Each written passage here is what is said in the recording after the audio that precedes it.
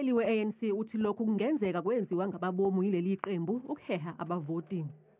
National brands submitted that Cape cookies would be likely to take unfair advantage of the power of attraction, the prestige and repute of the salty cracks, but you can put in there the logo. So you're taking unfair advantage of the power of attraction, the prestige and the repute of the Umkhonto Izwe logo. It submitted with some force that this had been built up over a considerable period and with a considerable investment of money.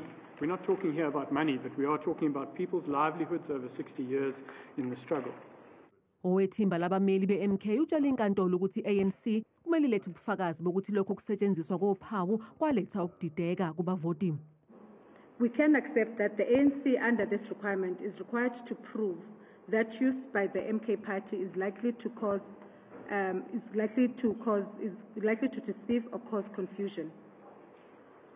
The pleaded confusion in terms of the ANC's founding affidavit is voter confusion.